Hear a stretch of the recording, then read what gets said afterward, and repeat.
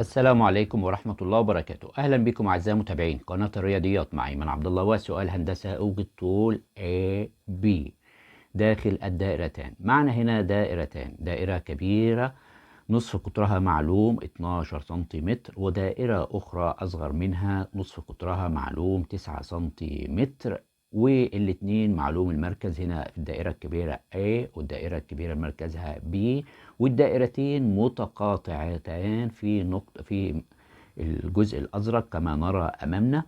وهنا عندك إن في نقطة من أعلى إلى أسفل اللي هي سي دي. هنا النقطة دي معلوم طولها 16 سنتيمتر. طب إيه المطلوب؟ المطلوب مني المسافة بين مركز الدائرة الأولى ومركز الدائرة الثانية، وهي بقطعة مستقيمة A B. طولها كام؟ طبعا يمكنك تثبيت الفيديو ومحاولة إيجاد الحل بنفسك. على بركة الله نبدأ مع بعض عرض الفكرة وعرض الطريقة. لكن رجاء اللي بيشوفنا لأول مرة يشترك في القناة ويفعل زر الجرس، والباحث على أسئلة الهندسة يجدها في قوائم التشغيل في قائمة بعنوان اختبارات الهندسة. نبدأ الفكرة والطريقة. في بداية الأمر طبعا احنا هنتذكر سويا ان اذا تقاطعت دائرتان كما في الشكل الموجود معانا، تقاطعت دائرتين في نقطتين، عندك هنا نقطة سي ونقطة دي، فإن الخط الذي يمر بمركزي اللي هو الخط A B ده اللي بيمر بمركزي هاتين الدائرتين هو المنصف العمودي، هو المنصف العمودي للقطعة المستقيمة سي دي. يعني هنا افهم من كده ان في هنا زاوية قائمة هنا هتكون موجودة معنا. وعندك هنا ان السي دي معلوم ان هو ب16، فهو اتقسم لجزئين، يبقى هنا 8 وهنا ايضا 8 كما نرى امامنا. والنقطة هتكون تقاطع في النقطة E. طب انا هبتدي اوصل AC كما نرى امامنا للحصول زي ما احنا شايفين كده على مثلث. طبعا المثلث ده مثلث مثلث قائم الزاوية عند النقطة E، النقطة دي. فبالتالي انت معلوم عندك ان السي A ب8 موجودة اهي. وعندنا هنا الاي سي معلوم اللي هو نصف قطر في الدائرة الكبيرة دي اللي هو معلوم ب 12 سنتيمتر.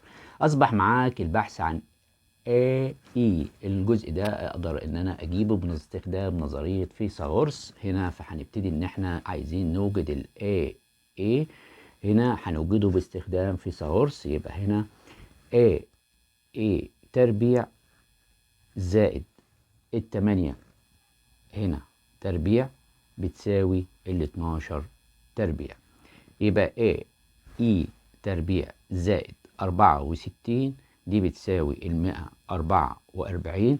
هنا بطرح ال 64 من الطرفين هنطرح 64 هنا، فبالتالي الاتنين دول خلاص. يبقى A تربيع دي هتساوي معايا لما اجي اطرح هتساوي 80 هنا. طيب اوجد الجذر التربيعي للطرفين. هنا هنوجد الجذر التربيعي للطرفين، فبالتالي التربيع مع الجذر يعني هنا ال A هتساوي معايا هنا ال80 دي جذرها ال80 دي عبارة عن كام في كام؟ 16 في الخمسة. ال16 في الخمسة دي عشان اقدر ان انا ال16 جذرها معروف ان هو 4، يبقى بتساوي 4 جذر كام؟ 4 جذر 5. يبقى قدرت ان انا اوجد الجزء ده اللي هو الجزء اللي هنا هيكون ب4 جذر كام؟ 4 جذر جذر 5 A. فاضل عندي الجزء اللي هو EB ونجمعهم الاتنين مع بعض. فبالتالي هقوم بتوصيل السي بي اللي هو نصف القطر في الدائرة الصغرى للحصول على مثلث زي ما احنا شايفين امامي اللي انا بظلله باللون الاصفر. هذا مثلث طبعا مثلث قائم الزاوية، لان القائم بيكون على الجانبين، على اليمين وعلى اليسار. في قائمة هنا، يبقى بالتالي الناحية التانية على طول بتكون قائمة. فاصبح هنا باستخدام فيثاغورس اقدر ان انا احصل على البي هنا البي بتساوي كام؟ طيب يبقى هنا هنبتدي نقول ان البي تربيع دي بتساوي او زائد زائد هنا ال8 اللي موجوده هنا تربيع دي بتساوي ال9 دي جت منين؟ اللي هي نصف القطر، معلوم من البدايه اصلا 9 سنتيمتر نصف القطر الدائره الصغرى، يبقى 9 تربيع. يبقى بي ايه هنا تربيع زائد 64 دي بتساوي 81. برضو هنطرح من الطرفين 64 هنا، يبقى الجزء ده بالسلامة، يبقى البي ايه تربيع بيساوي، لما نطرح هنا هيكون الناتج معايا عبارة عن 17. يبقى هنا 17. نوجد الجذر التربيعي لكلا الطرفين هنا وهنا، فبالتالي التربيع هيروح مع الجذر، يبقى البي ايه بيساوي كام؟ بيساوي جذر كام؟ جذر 17. يبقى عرفنا ان ده جذر ايه؟ 17. فبالتالي انت عايز بقى مين؟ عايز الاي بي كاملة بتساوي كام؟